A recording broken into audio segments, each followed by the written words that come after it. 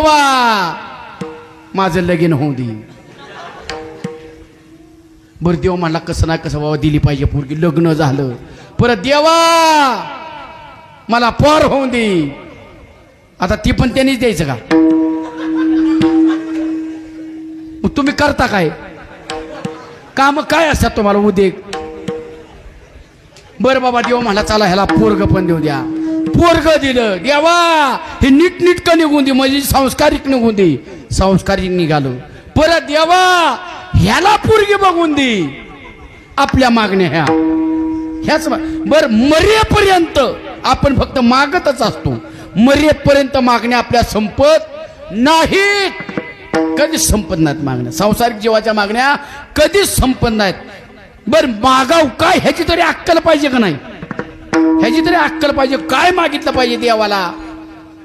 एक भिकारी होता. एक भिकारी आणि भर उन्हामध्ये पायात चप्पल नाही डांबरीच्या कडेला ती भीक मागत बसायचं. भीक एका शेठचीला दया आली. त्याची दया आली आणि त्याला 1 तोळ्याचं नाणं दिलं. 1 तोळ्याचं नाणं.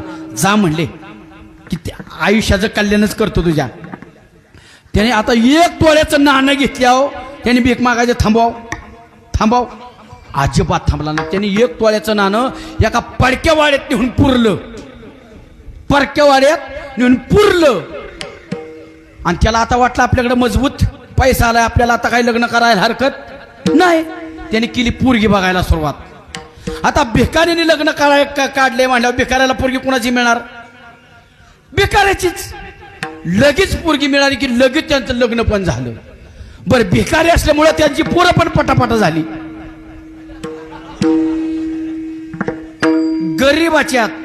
गरीबाच्यात अजून एक उदाहरण सांगतो.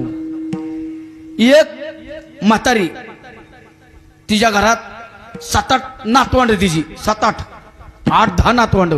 2-3 पोरांची आणि बारकं 1.5 वर्षाचं पोरग नेलं दवाखान्यात. त्याच्या छातीत